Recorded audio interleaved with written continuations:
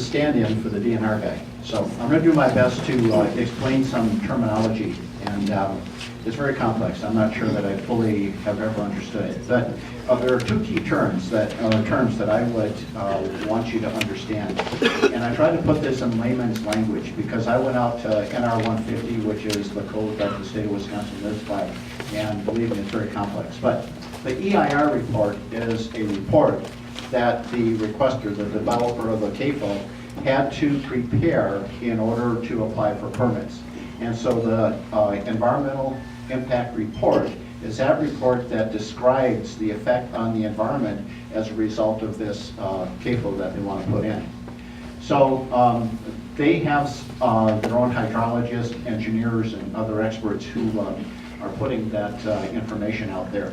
So that then feeds into a document called the Environmental Impact Statement, and you'll see it referred to as an EIS.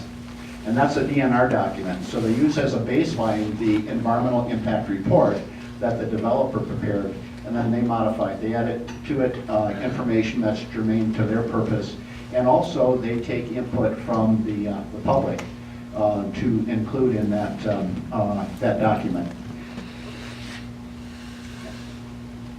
So let me give you a little background.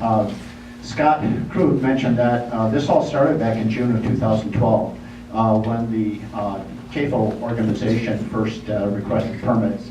So some of you were at that meeting in August of 2012. I think this is the meeting that was at the Performing Arts Center, and we all sat there and learned about some of the issues that we're facing.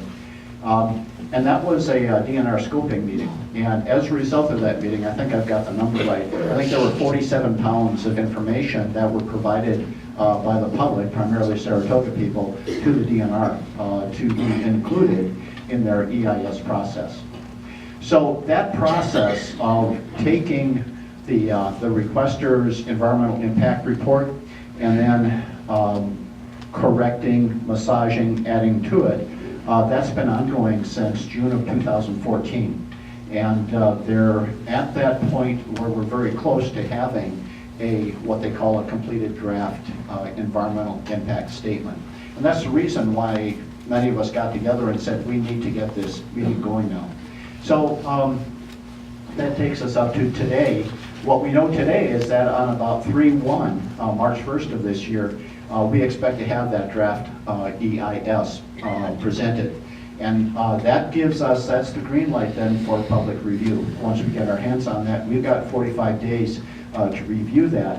At about day 30, the DNR will schedule a review day, and it will be a meeting much like this. What I'm told is they expect a large turnout. If this turnout today is anything, says anything about that, I'm sure they'll need the Performing Arts Center.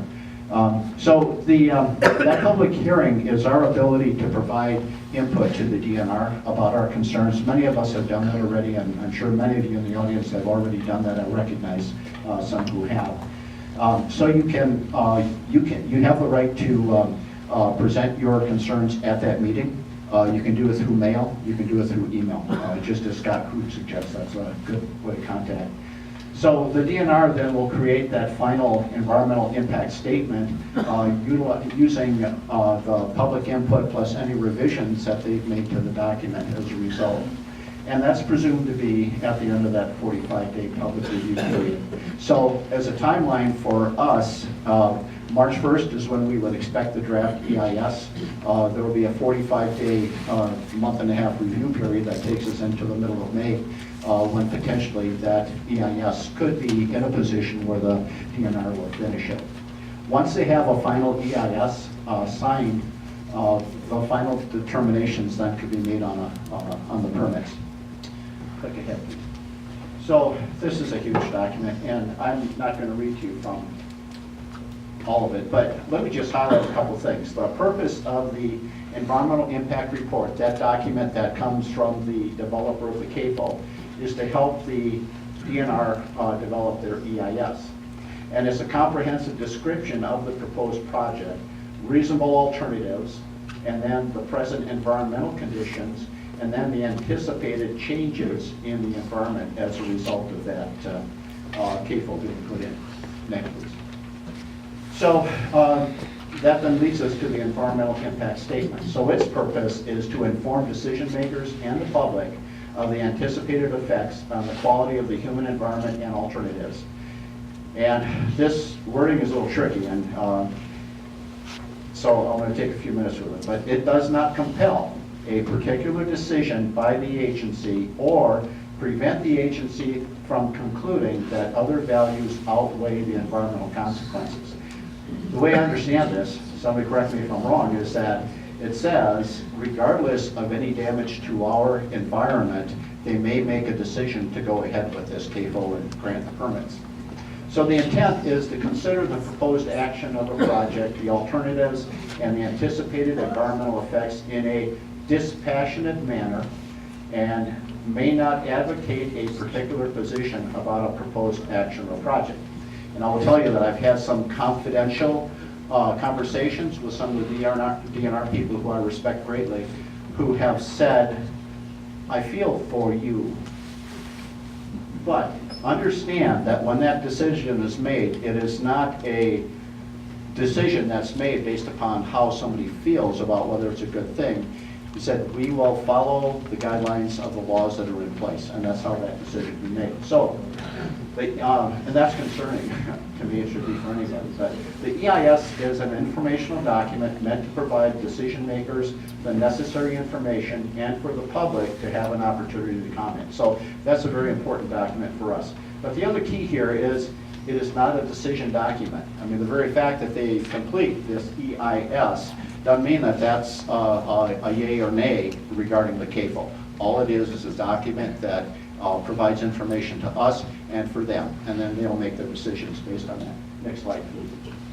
So permitting, as Rick mentioned, there are 33 high-cap wells. 31 are really high-cap, high-pressure wells for irrigation, and 2 are lower capacity wells for production. So this comes from the DNR website. It says to evaluate the impacts to 10-mile and 7-mile creeks, along with impacts to private wells and other water resources in the area. And so you watch what Dr. Kraft presented to us and get an idea about what the effects could be. So the other thing about their decision making is it says the DNR would either deny the well application or impose conditions on the construction and operation of the well to prevent such impact. So the way I would understand that is if they felt that the high-cap wells that capacity of, what was it, 1 million and some gallons per hour? 60,000. Well, if the DNR felt that that was an impact that would negatively affect the community, then it would say that they would then impose conditions on the construction of it. And that's happened in how many times? Whatever. I think it's 11. What? I think it's just 11. Oh, Statewide ever. Okay. So then there's the Wisconsin pollutant discharge elimination system. That's really what happens with the pollutants that come out of the farm. So Rick mentioned this number is 55 million gallons of liquid manure, processed wastewater, and it says 25 tons, and I got that from the DNR website, but somebody said it's actually 25,000 tons. Anybody correct that? No, it's 25,000. 25,000, thanks. That's a lot of manure, solid manure annually on about 6,000 acres. So that's what they would be permitting. So the DNR will create a draft permit that it will then public notice for a public hearing for at least 30 days. It is likely the DNR will also hold a public informational hearing on the permit. I would guess because of the number of people protesting this, we would probably see a informational hearing. So with that, Scott would have been next, but who's next on that thing? I think Rick Jarvis. Okay. Bob Benkowski, the roll presentation. We doing that one first? Yeah.